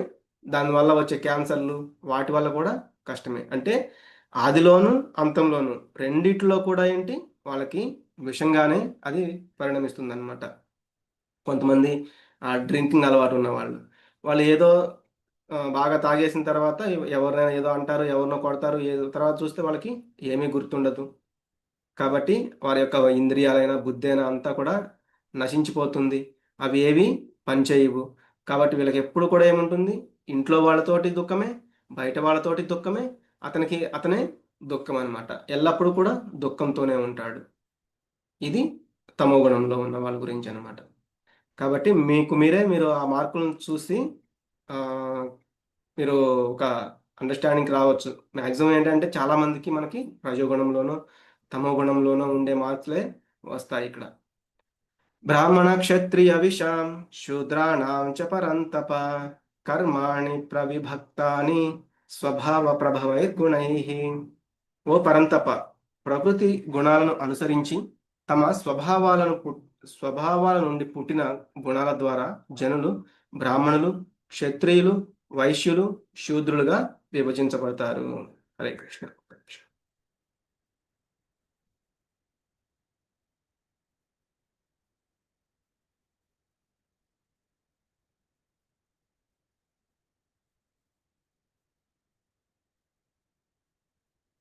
కాబట్టి ఏంటి, మనకి ఆ త్రిగుణాలను బట్టి వాటి వల్ల, ఆ ప్రభావాల వల్ల ఉత్పన్నమయ్యే అన్ని విషయాల్లో కూడా సత్వగుణమేమో ప్రధానమైనది. దాన్ని మనం నేర్చుకోవడానికి, దాంట్లోకి వెళ్ళడానికి మనం ప్రయత్నం చేయాలి. అలాగే ఆ రజోగుణము, తమో గుణం అనే వాటిని మెల్లమెల్లగా మనం తగ్గించుకోవడానికి మనవంతుగా ప్రయత్నం చేయాలి. ఎందుకు అంటే ఇక్కడ ఈ మూడు గుణాల ద్వారా ఉండే వాటిని అనుసరించి వాళ్ళ యొక్క గుణాలను బట్టి, వాళ్ళ యొక్క స్వభావాన్ని బట్టి వాళ్ళు బ్రాహ్మణులు, క్షత్రియులు, వైశ్యులు, శూద్రులుగా విభజించబడతారు. అది ఎలా ఉంటుందనేది మనం చూద్దాము. ముందుగా బ్రాహ్మణ గురించి అన్నమాట. శమోదమస్తపశౌచం క్షాంతిరార్జవమేవ చ జ్ఞానం విజ్ఞానమాస్తిక్యం బ్రహ్మ కర్మ స్వభావజం. శమము అంటే ప్రశాంతత, దమము అంటే ఇంద్రియ నిగ్రహణ కలిగి ఉండాలి. అంటే ఇంద్రియాలు చెప్పినట్లుగా వినకుండా ఆ ఇంద్రియాలని నిగ్రహించగలిగి ఉండాలి. ఎప్పుడు కూడా ప్రశాంతంగా ఉండాలి బ్రాహ్మణులు అనేవాళ్ళు. అలాగే తపస్సు అంటే ఒక పని మొదలుపెట్టినప్పుడు దాన్ని తపస్సులాగా నిర్విఘ్నంగా దాన్ని పూర్తి చేయాలి. స్వచ్ఛత, ఎల్లప్పుడూ కూడా స్వచ్ఛంగా ఉండాలి. సహనాన్ని కలిగి ఉండాలి. చిత్తశుద్ధిని కలిగి ఉండాలి. అంటే చిత్తశుద్ధి అంటే మనం ఎవరిని అంటే మోసం చేసే అది ఉండకూడదు. చాలా మన మనస్సుని శుద్ధితో ఉంచుకోవాలి. జ్ఞానాన్ని కలిగి ఉండాలి. అలాగే విజ్ఞానాన్ని కూడా, అంటే భగవంతుడి గురించి కూడా తెలిసి ఉండాలి. భగవంతుడి యొక్క జ్ఞానాన్ని అందరికీ బోధించేలాగా ఉండాలి. మరియు ఇహపరలోకములపై విశ్వాసము, అంటే నేను ఈ భౌతిక లోకంలో ఉన్నాను, దీనికి పరలోకం అంటే భగవంతుని యొక్క లోకం అనేది ఉంది అనేది తెలిసి ఉండాలి. ఇవి బ్రాహ్మణుల సహజ సిద్ధ స్వభావ కర్మ లక్షణములు. ఇవి 9 గుణాలు అనమాట. ఏంటి అంటే మనము బ్రాహ్మణులకేమో 9 గుణాలు 9 లక్షణాలు కలిగి ఉంటారు. క్షత్రియులేమో 7 లక్షణాలు కలిగి ఉంటారు. వైశ్యులేమో 3 లక్షణాలు కలిగి ఉంటారు. శూద్రులేమో 1 లక్షణాన్ని కలిగి ఉంటారు. అంటే ఇక్కడ ఏంటి మనం ఇంకోటి చూడాల్సింది, ప్రతి ఒక్కరికి కూడా వారి యొక్క విద్యాభ్యాసం సమయంలో గురువు నిర్ణయిస్తారనమాట. వాళ్ళ యొక్క గుణాలను బట్టి, వాళ్ళు చేసే కర్మలను బట్టి విభజిస్తారు. వీరు ఈ విషయానికి పనికొస్తారు. అంటే వీళ్ళు ఈ కేటగిరీ, అంటే బ్రాహ్మణ, క్షత్రియ, శూద్ర, వైశ్య ఇలా. అంతేగాని పుట్టుకను బట్టి కాదు. మనం ఎగ్జాంపుల్ చూస్తే ఎంబీబీఎస్ కొడుకు ఆయన, అంటే ఒక డాక్టర్ కొడుకు డాక్టర్ అయిపోడు. కాకపోతే ఆయన ఆ ఇంట్లో ఉండడం వల్ల ఆయనకి ఆ ఎంబీబీఎస్ గురించి కొంత తేలిక అవ్వచ్చు. ఎందుకంటే వాళ్ళ యొక్క కొంత జ్ఞానాన్ని తండ్రి ఇవ్వగలుగుతాడు కాబట్టి. అంతేగాని ఆయన కూడా ఎంబీబీఎస్ చేస్తేనే డాక్టర్ అవుతాడు. శౌర్యం తేజో ధృతే దాక్ష్యం యుద్ధే చాప్య పలాయనం దానమీశ్వర భావశ్చ క్షాత్రం కర్మ స్వభావజం. శౌర్యము, బలము, ధైర్యము, ఆయుధ విద్యలో నైపుణ్యము, యుద్ధంలో నుండి వెనుతిరగని సంకల్పము, విశాల హృదయంతో గల దయాగుణము మరియు నాయకత్వ సామర్థ్యము ఇవి క్షత్రియులకు సహజంగా ఉన్న కర్మ లక్షణములు. అంటే ఎప్పుడంటే అప్పుడు యుద్ధానికి వాళ్ళు సిద్ధంగా ఉండాలి. అలాగే బలహీనలను రక్షించడానికి కూడా వాళ్ళు ధైర్యంగా, బలంగా, ఆయుధ విద్యలో నైపుణ్యాన్ని కలిగి ఉండాలి. కృషి గౌరక్ష వాణిజ్యం వైశ్య కర్మ స్వభావజం పరిచర్యాత్మకం కర్మ శూద్రస్యాపి స్వభావజం. వ్యవసాయం, పాడి పంటలు మరియు వర్తక వాణిజ్యాలు అనేవి వైశ్య గుణములు ఉన్న వారికి సహజ సిద్ధమైన పనులు. పనులు చేయడం ద్వారా సేవ చేయడం అనేది శూద్ర లక్షణములు కలవారి యొక్క సహజమైన విధి. ఇక్కడ ఏం చెప్తున్నారు, వైశ్యులు అంటే వాళ్ళు వాణిజ్యం అంటే ధనాన్ని సంపాదించాలి. ఎందుకు? వాళ్ళు చేసే వ్యాపారాలు ఇవన్నీ కూడా భగవంతుని యొక్క కార్యాల్లో అటువంటి ధనాన్ని ఖర్చు పెట్టడం అయి, అంటే వాళ్ళ యొక్క మొదటి ఉద్దేశం అది అవ్వాలన్నమాట. అంతేగాని వాళ్ళ యొక్క ఇంద్రియ తృప్తి కోసం కాదు. అలాగే శూద్రులు ఎవరైతే పైన చెప్పినవంటే బ్రాహ్మణులు చేసేవి కానీ, క్షత్రియులు చేసేవి కానీ, వైశ్యులు చేసేవి కానీ ఎవరైతే చేయలేరో వాళ్ళేంటి, ఆ పైన వాళ్ళు ఏదైతే చెప్తున్నారో నువ్వు నాకు ఈ కర్మ చేసి పెట్టు అంటే వాళ్ళు వాళ్ళ యొక్క ఇట్లా ఏ పని చేయడం అనమాట. ఇది శూద్రుల యొక్క లక్షణం. కాబట్టి ఏ వర్ణం వాళ్ళైనా సరే భగవంతుని యొక్క భగవత్ కార్యంలో నెలకొంటే ఆయనని చేరుకుంటారు. సకల జీవులకు మూలము మరియు సర్వవ్యాప్తి అయిన భగవంతుని పూజిస్తూ మానవుడు స్వకర్మ నిర్వహణ చేయడం ద్వారా పరిపూర్ణతను పొందగలడు. అంతేగాని బ్రాహ్మణులు లేకపోతే శూద్రుడు అంటే ఒకళ్ళు ఎక్కువ ఒకళ్ళు తక్కువ కాదు. శూద్రుడైనా సరే తను చేయాల్సిన ధర్మాన్ని కరెక్ట్గా నిర్వర్తించగలిగితే అతను పరిపూర్ణతను పొందగలడు. అందుకే మనం చూసాము ఆల్రెడీ, కలవు శూద్ర సంభవాహ అంటే కలియుగంలో ప్రతి ఒక్కరు కూడా శూద్రుగానే జన్మిస్తున్నారు. తర్వాత వాళ్ళ యొక్క గుణాలను బట్టి వాళ్ళు ఏ కేటగిరీకో చెందుతూ ఉంటారు.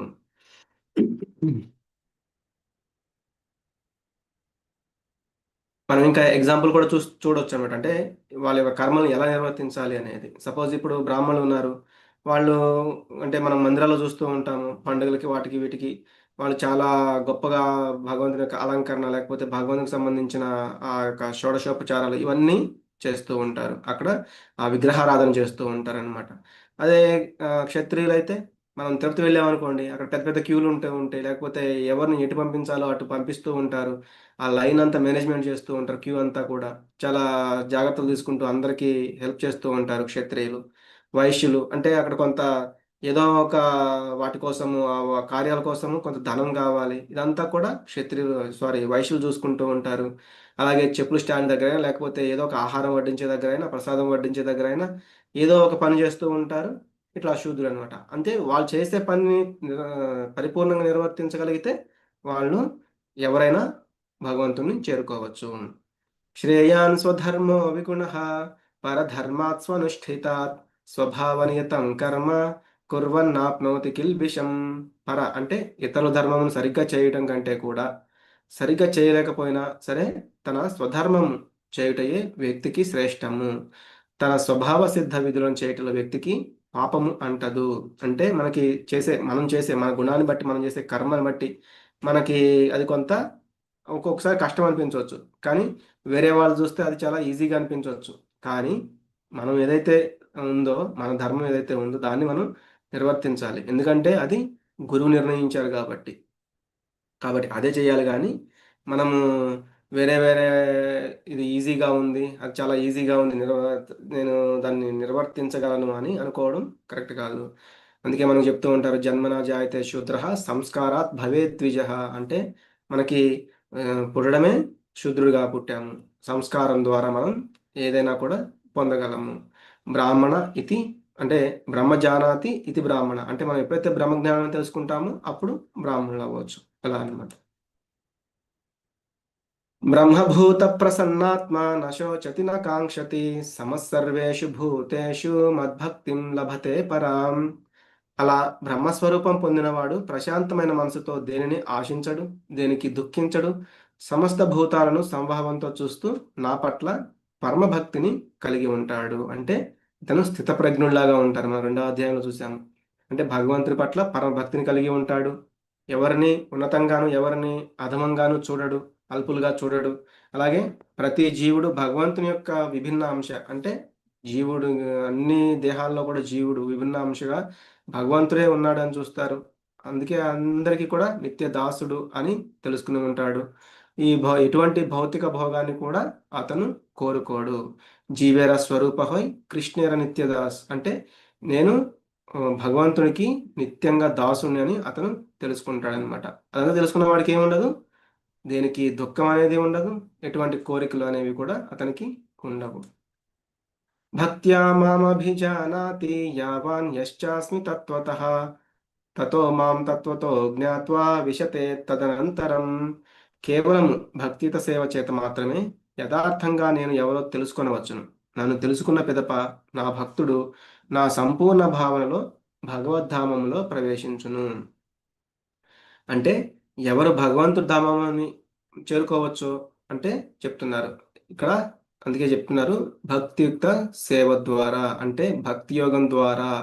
మనకు చెప్పారు ఆల్రెడీ, నతద్భాసయతే సూర్యో నశశాంకో నపావక. అంటే నా యొక్క ధామం ఎలా ఉంటుంది, సూర్యుడు కానీ చంద్రుడి యొక్క వెలుగు అవసరం లేదు, విద్యుత్ శక్తి అవసరం లేదు, నా ధామం అనేది అలా ఉంటుంది. కాబట్టి భగవంతుడు అందరికీ వ్యక్తం అవ్వాలని లేదు, అంటే అందరూ చూడగలిగే అంత ఈజీగా ఉండరు. కాబట్టి భక్తులకి చాలా సులభంగా దొరుకుతూ ఉంటారు. కాబట్టి అతని యొక్క విస్తారాలు, అవతారాలు ఇవన్నీ కూడా మనం కొంత పాండిత్యంతో కానీ, లేకపోతే మనం మానసికంగా అలా ఉండొచ్చు, ఇలా ఉండొచ్చు, ఇటువంటి వాటి ద్వారా కానీ మనం భగవంతుణ్ణి అలా మనం అవగాహన చేసుకోలేమన్నమాట. కానీ శుద్ధ భక్తి ద్వారా మాత్రమే మనం భగవంతుణ్ణి తెలుసుకోవచ్చు. ఆయన అటువంటి వాళ్ళకి తెలియబడతాడు. జ్ఞాని అయినవాడు కర్మఫలాలంతా కూడా విడిచిపెట్టేసి అంచెలంచెలుగా మనం ఎలా ఎదగాలో ఆ అని తెలుసుకుంటూ ఉంటాడు. అలాగే ఆ కర్మను విడిచి ముక్తిని, అంటే కొంతమంది ఏమంటారు మనం భగవంతుడిలో కలిసిపోవడం అనమాట.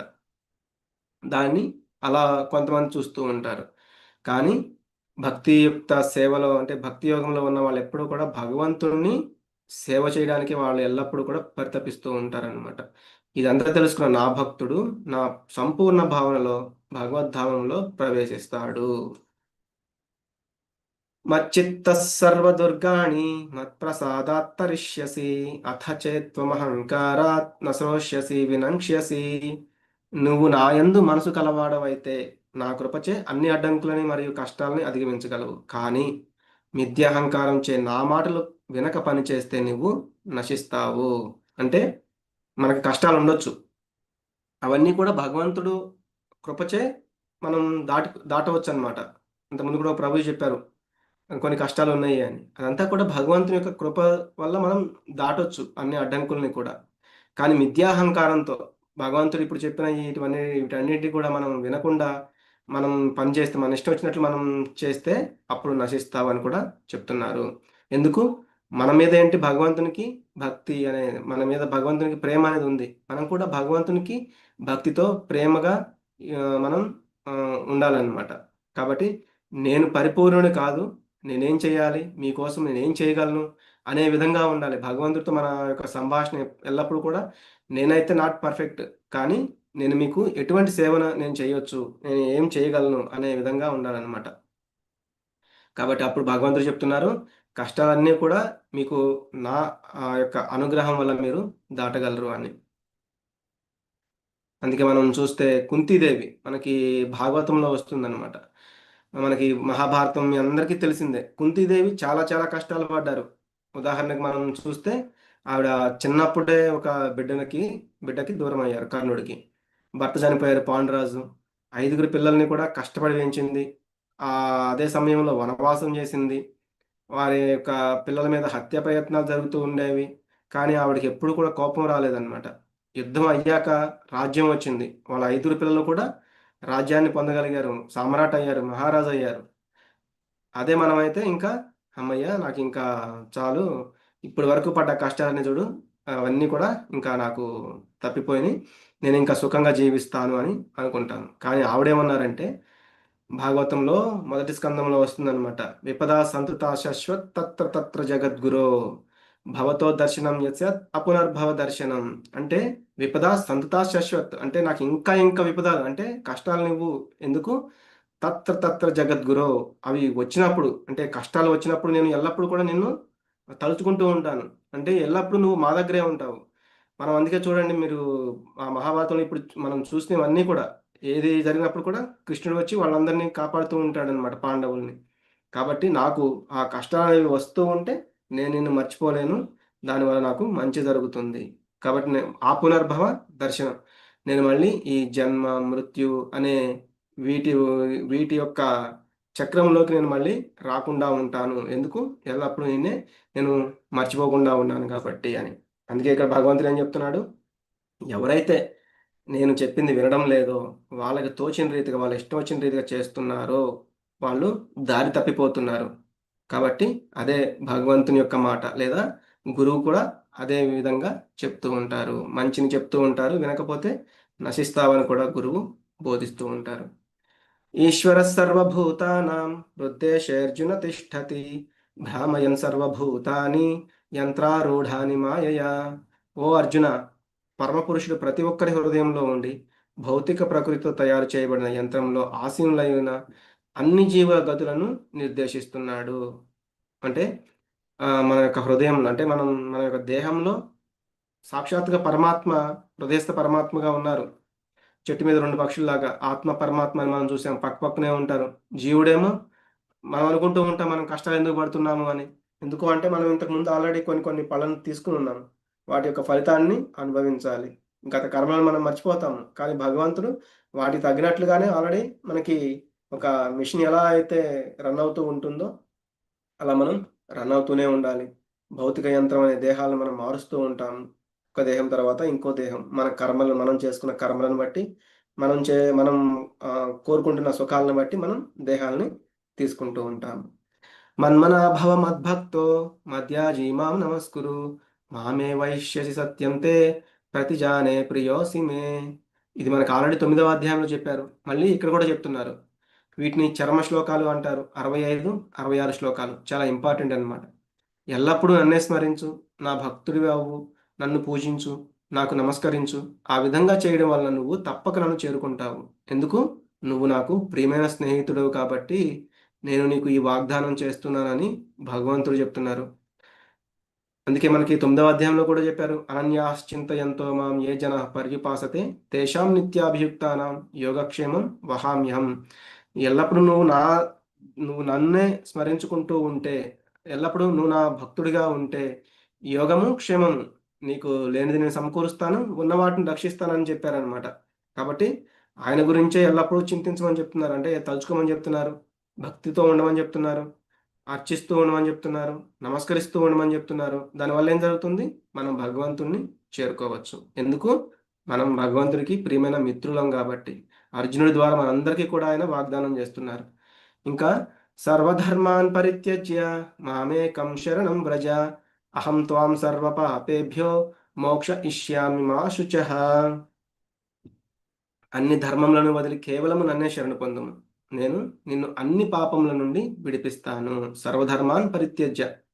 మనము భగవంతుడు చాలా చాలా ధర్మాల గురించి, వర్ణాశ్రమాల గురించి, సన్యాసం గురించి, త్యాగం గురించి, ఇంద్రియ నిగ్రహం గురించి, ధ్యానం గురించి, జ్ఞానం గురించి ఇటువంటివి చాలా చాలా చెప్పారనమాట. అవన్నీ కూడా అర్జునుడికి చెప్తున్నారు మళ్ళీ ఇక్కడ. ఇటువంటి సర్వ విధాలైన ఈ ధర్మాలన్నింటినీ కూడా విడిచిపెట్టి కేవలం నన్ను శరణు పొందితే, అంటే శ్రీకృష్ణ భగవానుడికి మనం శరణు పొందితే ఈ సర్వ ప్రపంచాన్ని ఆదేశిస్తున్నాడు. అటువంటి వాడు స్వీయ సంరక్షణ గురించి కానీ లేదా ఇతరుల రక్షణ గురించి కానీ ఆందోళన అవసరం లేదు.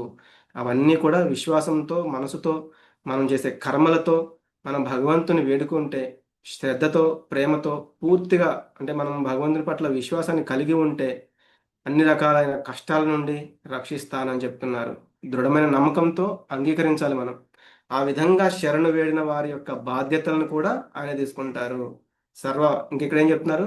అహం త్వాం సర్వపాపేభ్యో, అహం నేనే, త్వాం నిన్ను, సర్వపాపేభ్యో నువ్వు చేసిన సర్వ పాపాల నుండి కూడా మోక్షయిష్యామి, నిన్ను వాటి నుంచి మోక్షాన్ని కలిగిస్తాను నీకు.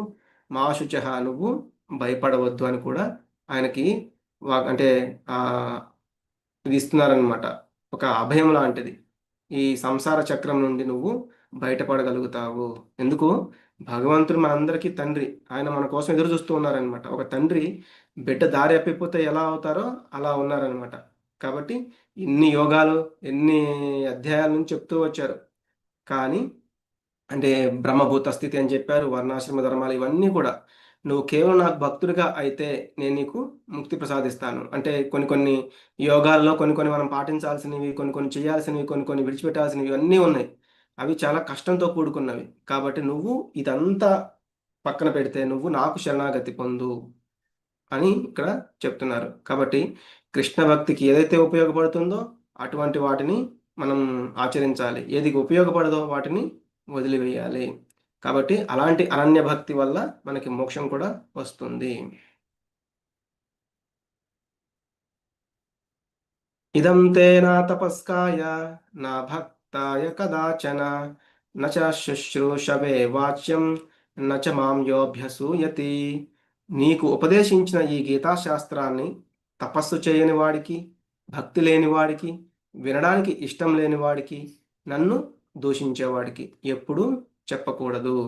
అంటే ఈ గీతాశాస్త్రం, ఈ భగవద్గీత అనే దీనిని తపస్సు అంటే, తపస్సు అంటే మనం ఇంతకుముందు కూడా చూసాము, ఎటేటో వెళ్ళిపోయి చేయవలసిన అవసరం లేదు. తపస్సు అంటే మనకి మాస వాచ కర్మణ తపస్సు మనం నిన్న చూసాము. ఇటువంటివి చేస్తూ భక్తి లేని వాడికి, అంటే ఇటువంటి చేయని వాడికి కానీ, భక్తి లేని వాడికి కానీ, ఇష్టం లేని వాడికి, అంటే మనం చెప్తూ ఉంటే కొంతమంది వినిపించుకోరనమాట, వాళ్ళకి ఇష్టం ఉండదు అటువంటి వాళ్ళకి. అలాగే భగవంతుడి పట్ల అసూయ కలిగి ఉండేవారికి, ఎందుకు వాళ్ళు ఎప్పుడు దూషిస్తూ ఉంటారు. మనం చూసాము హిరణ్యకశిపుడు, లేకపోతే పౌండ్రికుడు అని చెప్పి మనం ఒక పౌండ్రిక వాసుదేవుడు అని ఒక ఆయన చూసాము. అలాగే ఆయన ఒక బావమరిది ఒక ఆయన ఉన్నాడు కదా, శిశుపాలుడు. ఇట్లా వీళ్ళందరూ దూషిస్తూ ఉంటారనమాట. అటువంటి వాళ్ళకి చెప్పకూడదు. కానీ ఈ కలియుగంలో మనము ఇటువంటి వాళ్ళందరినీ పక్కన పెడితే మ్యాక్సిమం ఎవరు మిగలరు అనమాట. కాబట్టి మనం అంతగా మనం భగవంతుని యొక్క భక్తిని ప్రచారం చేయడానికి ప్రయత్నం చేస్తూ ఉండాలి. కాబట్టి ఈ గీత యొక్క మహిమను శ్రవణం చేయుట వలన కలిగే ఫలితాల గురించి ఇక్కడ చెప్తున్నారనమాట. ఇక్కడ ఇంకేం చెప్తున్నారు?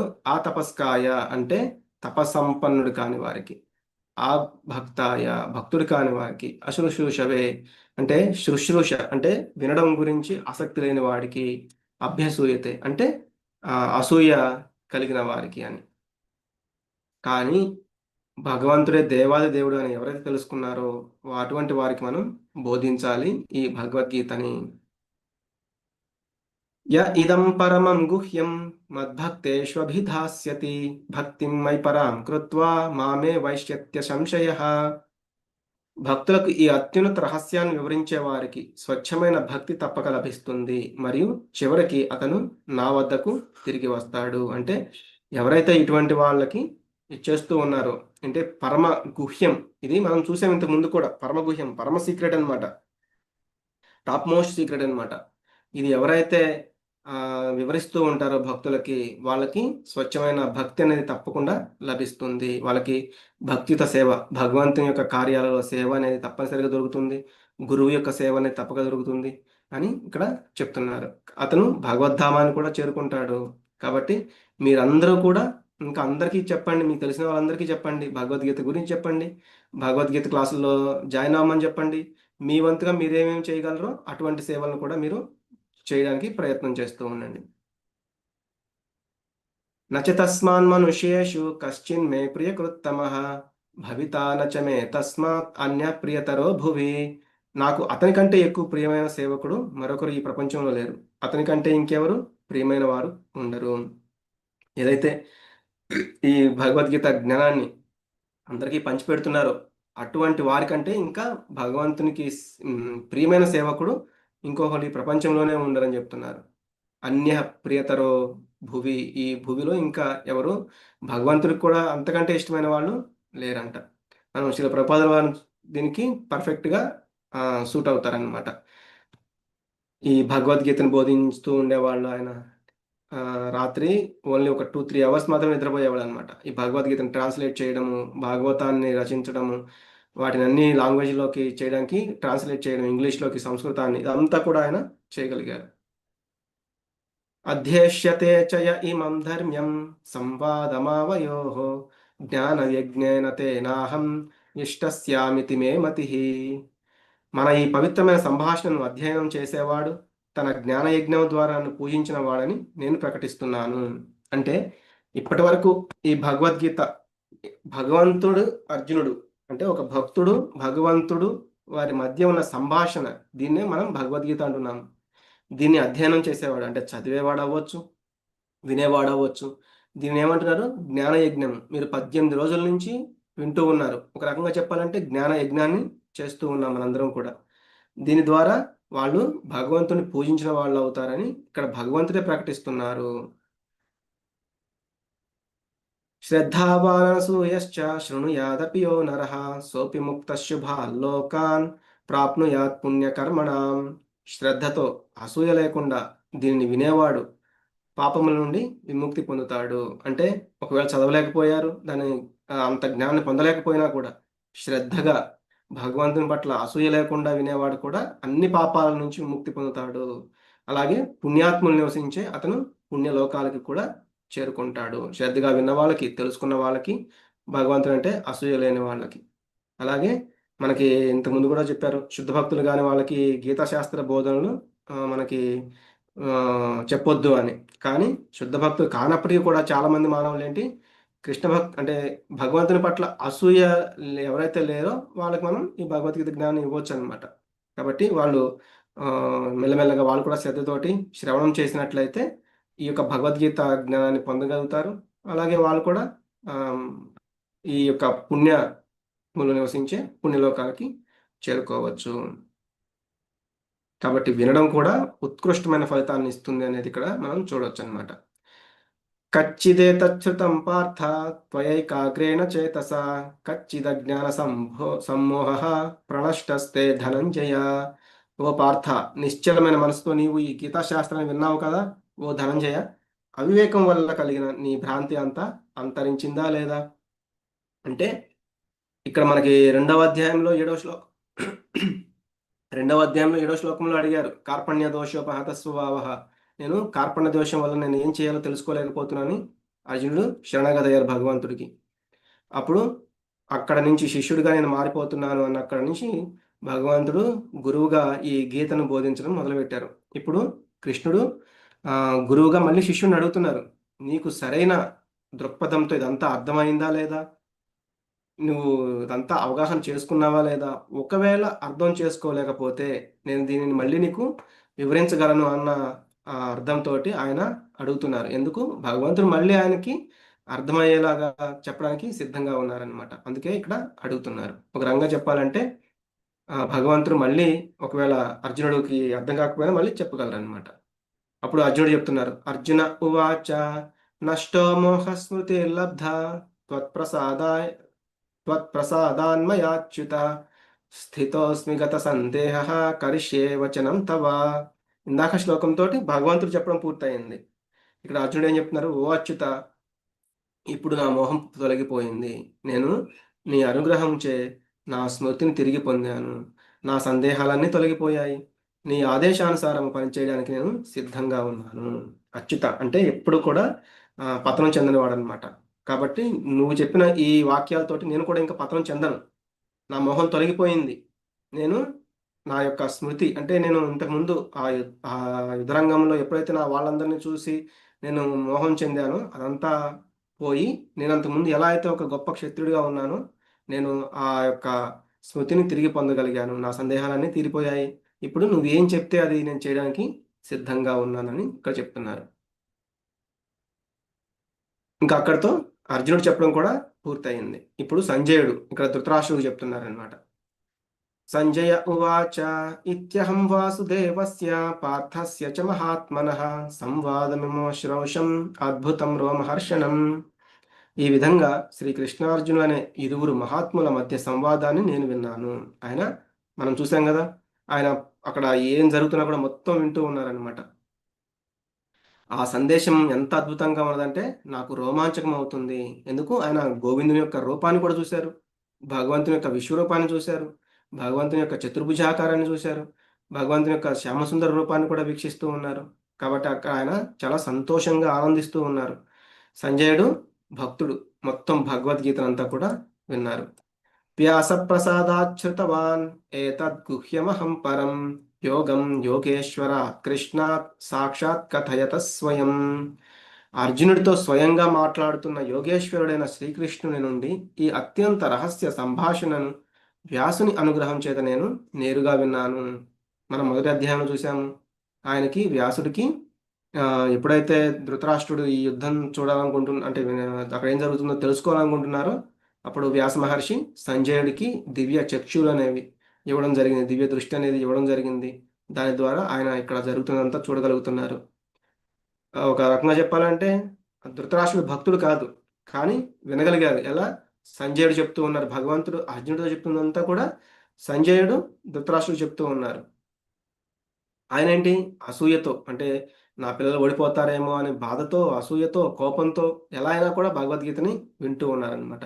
దానివల్ల ఆయన కూడా ఆ ధృతరాష్ట్రుడికి కొంత భక్తి అనేది కలుగుతుంది.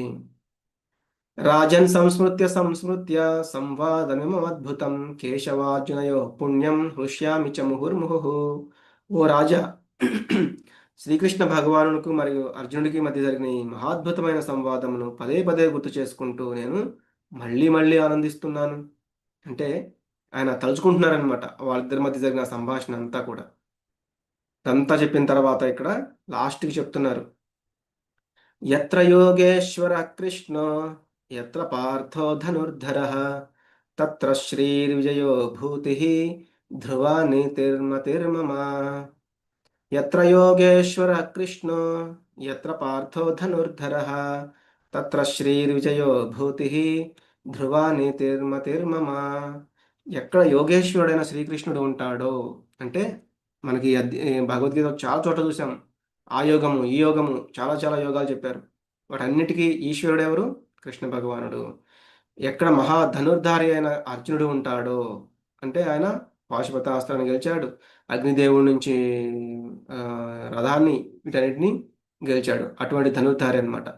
వీళ్ళిద్దరూ ఎక్కడైతే ఉంటారో అచ్చట ఖచ్చితంగా సంపద, విజయము, అసాధారణ శక్తి మరియు నీతి కూడా ఉంటుంది. ఇది నా అభిప్రాయము. ధ్రువ నీతిర్మతిర్మమ. ఇది నా అభిప్రాయము అని ఇక్కడ సంజయుల వారు చెప్తున్నారు. అంటే ఫైనల్గా ఏం చెప్తున్నారు? ఓ ధృతరాష్ట్ర, ఇక నీ పుత్రుల పని అయిపోయింది. ఎందుకు? ఎక్కడైతే కృష్ణుడు ఉంటాడో, ఎక్కడైతే యోగేశ్వరుడు అనమాట కృష్ణుడు, ఆ యోగమాయ, మహామాయ అన్నిటికీ కూడా అధిపతి ఎవరు? భగవంతుడే. మరియు ధనుర్ధారి అర్జునుడు ఉంటారో, అలాగే శ్రీ అంటే సంపద, విజయము, లక్ష్మీదేవి అన్నమాట, వాళ్ళ దగ్గరే ఉంటుంది.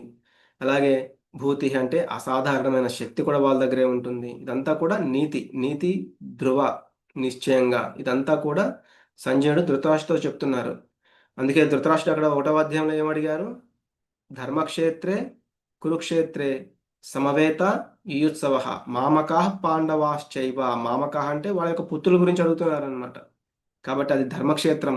అక్కడ నీ పుత్రులకి అపజయం అనేది తప్పదు. ఎందుకు? నీ పుత్రులు ధర్మపరులు కాదు కాబట్టి. భీష్ముడు, ద్రోణాచార్యుడు, కర్ణుడు వంటి మహాయోధులు ఎంత సహకరిస్తున్నా నీ పుత్రులకి విజయం మాత్రం వాళ్ళు పొందలేరు. కాబట్టి ధృతరాష్ట్రుడు ఎంతో ఆయన అనుకున్నారు ఒకవేళ వాళ్ళ పిల్లలకి విజయం వస్తుందేమోనని. కానీ ఇక్కడ సంజయుడు తేల్చి చెప్పేశారు. యుద్ధ రంగంలో జరిగినంతా కూడా చూస్తూ ఉన్నారు. ఆ సన్నివేశాలని ధృతరాష్ట్రుడికి అంతా కూడా వివరించిన తర్వాత ఆ విజయము పాండవుల పక్షంలోనే ఉంటుంది అని ఇక్కడ కంపల్సరిగా వాళ్ళకే వస్తుంది అని ఇక్కడ బల్లగుద్ది చెప్పేశారనమాట. ఇంకేం చెప్తున్నారు, నీ పిల్లలు కూడా ఆ యొక్క నాశనం అంటే వాళ్ళు ఈ యుద్ధంలో మరణిస్తారు, ఈ యుద్ధంలో వాళ్ళు ఓడిపోతారని కొండ బద్దలు కొట్టినట్లు చెప్పేశారనమాట సంజయుడు. కాబట్టి ఈ గీతా పాఠం ఏమిటి? సకల శుభాలను, ముక్తిని మరియు పరిశుద్ధమైన భక్తిని అనుగ్రహించు ఈ దివ్యమైన సంవాదమును శ్రవణం చేయుట, అధ్యయనం చేయుట మరియు ప్రచారం చేయుట ద్వారా శ్రీకృష్ణుని మరియు అర్జునుని యొక్క సాంగత్యమును మనము నిత్యము అనుభూతి పొందవచ్చు. ఎల్లప్పుడూ కూడా మనం భగవద్గీత చదువుతూ ఉంటే మనకి ఎల్లప్పుడూ కృష్ణుడే స్ఫురిస్తూ ఉంటారు, స్మరణకు వస్తూ ఉంటారు. కాబట్టి మనం ఎల్లప్పుడూ కూడా భగవంతుణ్ణి నిత్యము కూడా అనుభూతి పొందుతూ ఉండవచ్చు అది చెప్తున్నారు అనమాట. కాబట్టి మనం ఈ భగవద్గీత దీని ద్వారా మనం ఏం తీసుకెళ్ళవచ్చు? మనము ఆత్మలము, మనము దేహాలం కాదు, మనం దేహాలను మారుస్తూ ఉంటాము. అలాగే భగవంతుడు supreme personality of God head. అలాగే మనకి భక్తియుత సేవ అనేది చాలా గొప్పది, దాన్ని మనం చేయడానికి ప్రయత్నం చేయాలి మన వంతుగా. హరే కృష్ణ కృష్ణ కృష్ణ హరే హరే, హరే రామ రామ రామ హరే హరే. వాంఛాకల్పతరుభ్యశ్చ కృపా సింధుభ్య ఏవ చ పతితానాం పావనేభ్యో వైష్ణవేభ్యో నమో నమః.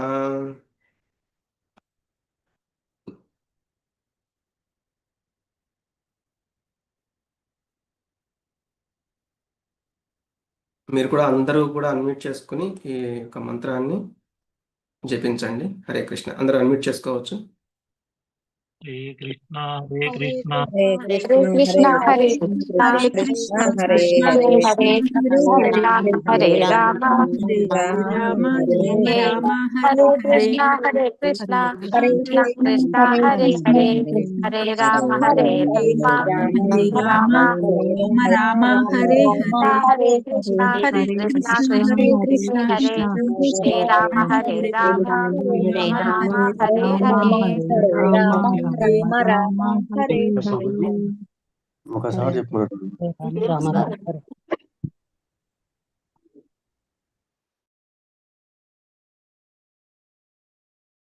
హరే కృష్ణ అండి. అందరికీ ధన్యవాదాలు. మనం ఈ 18 రోజులు భగవద్గీత అనేది ఈ రోజుతో కొంత అవగాహన చేసుకోవడానికి ప్రయత్నం చేస్తూ 18 అధ్యాయాన్ని పూర్తి చేశాము. ముఖ్యంగా ఏంటంటే నాకైతే అంత అర్హత లేదు, ఈ భగవద్గీతను వివరించే అంత అర్హత కానీ, అంత సామర్థ్యం కానీ, అంత శక్తి కానీ నాలో లేదు. కానీ ఏదైతే గురువులు చెప్పారో, నా శిక్షా గురువులు, ఈ 18 రోజులు చెప్పడానికి నేను నా వంతుగా ప్రయత్నం చేశాను. భగవంతుని యొక్క కృప మరియు గురువుల యొక్క ఆశీర్వాదంతో, అలాగే మీ అందరి యొక్క శ్రద్ధ వల్ల నేను ప్రయత్నం చేయగలిగాను. అలాగే అందుకే మీ అందరికీ కూడా ధన్యవాదాలు.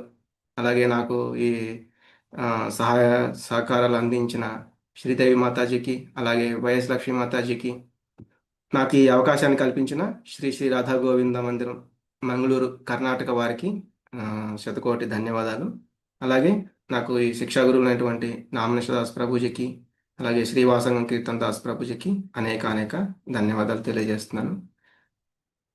అలాగే మీరు ఈ లెవెల్ 1 అయిపోయిన తర్వాత కూడా గ్రూప్లో నుంచి లీవ్ అవ్వకుండా లెవెల్ 2కి అందరూ జాయిన్ అవ్వండి.